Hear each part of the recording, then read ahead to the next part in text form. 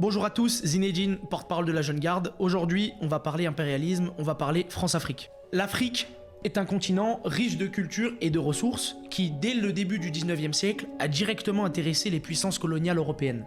Les colons ont alors pillé les ressources, soumis les habitants à une domination brutale, où le capitalisme et le fascisme se sont entremêlés pour favoriser l'exploitation des peuples autochtones et la destruction des terres et des cultures. L'impérialisme va au-delà d'une domination économique ou politique. Il implique une logique de domination raciale, où certains peuples sont considérés comme inférieurs à d'autres. L'impérialisme français en Afrique a reposé sur cette hiérarchie raciale, imposant un contrôle sur les corps, les ressources et les cultures africaines. Aujourd'hui, ces effets se font encore ressentir. Des crises politiques aux tensions économiques. Voyons comment. En 1884 a lieu la conférence de Berlin dans laquelle des pays européens se réunissent pour ainsi définir les frontières africaines. À ce moment-là, il n'y a aucune prise en compte des peuples et des cultures locales vivant déjà sur ces terres. Ainsi, l'exploitation des ressources et des hommes est systématique par des méthodes de domination et de violence.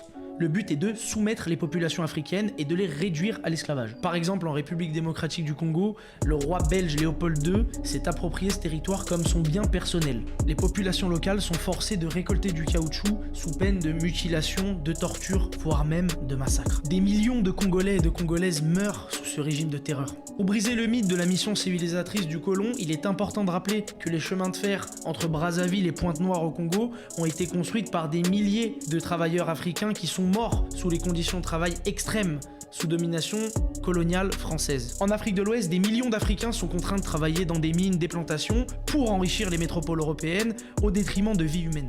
Les puissances coloniales imposent leur langue, leur culture, leurs lois. Elles brisent les traditions locales, répriment tout mouvement de résistance, écrasent les sociétés africaines sous une oppression totale. Face à l'oppression, des révoltes éclatent.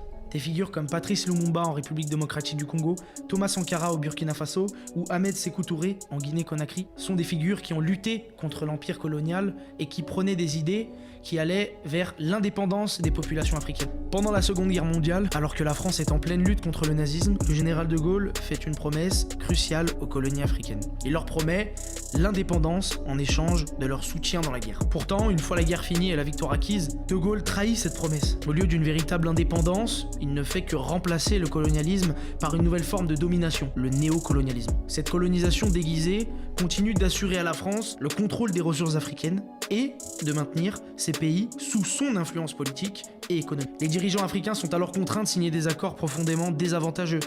Les 11 accords de décolonisation imposés aux 14 pays d'Afrique noire permettent à la France de garder la main mise sur leurs réserves monétaires en les plaçant sous le contrôle du Trésor français. Ou encore d'exiger que ces pays ne signent aucun accord militaire ou commercial sans son approbation. Ce n'est pas une véritable indépendance.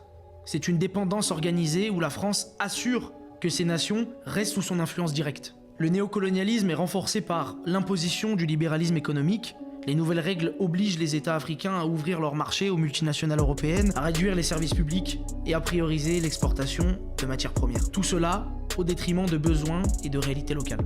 En réalité, l'indépendance de l'Afrique n'est qu'une illusion. La France a gardé le contrôle avec des accords qui verrouillent tout. Elle impose le français comme langue officielle, effaçant les langues locales pour mieux asseoir son influence culturelle et façonner les mentalités. Grâce à ces 11 accords, la France conserve un accès privilégié aux ressources, verrouille les marchés et dicte les décisions politiques. C'est une domination économique, culturelle et militaire déguisée. Loin de donner une vraie souveraineté, elle maintient l'Afrique dans une dépendance imposée au profit de ses propres intérêts. Aujourd'hui, les conséquences de cette domination se font encore sentir. Des crises politiques et économiques secouent plusieurs pays africains, héritiers de l'ordre colonial. Un aspect de cet héritage a été illustré par le discours de Nicolas Sarkozy en 2007, où il a déclaré que « C'est que l'homme africain n'est pas assez entré dans l'histoire. » Ces propos de Nicolas Sarkozy nous rappellent une chose, c'est que même après la décolonisation et l'obtention des indépendances, des discours de domination continuent de légitimer l'exploitation et l'infériorisation des peuples africains. Le franc CFA est toujours la monnaie officielle dans plusieurs pays africains aujourd'hui. De plus, les anciennes puissances coloniales européennes ont toujours un contrôle, ont toujours la main mise sur l'économie et les ressources naturelles de ces pays. De nos jours, les conséquences de l'impérialisme français se font encore sentir, mais la résistance s'intensifie. Des pays comme le Tchad, mais aussi le Mali, le Sénégal ou le Burkina Faso rejettent de plus en plus la présence française. Des mouvements populaires, des associations locales, des citoyens engagés dénoncent les politiques néocoloniales, les injustices économiques et les ingérences militaires. Ces actions, souvent organisées de manière spontanée, démontrent la volonté des populations locales de se libérer de la tutelle française. Évidemment, la lutte ne se limite pas seulement aux frontières de l'Afrique. Les diasporas africaines en France et ailleurs en Europe relaient les voix des sociétés civiles, viennent en soutien au mouvement anti-impérialiste, mettent pression sur les gouvernements européens. Les indépendances des pays africains ne sonnent pas la fin du combat. La domination existe toujours, dans chaque déplacement diplomatique, dans chaque ressource volée, dans chaque peuple qui lutte.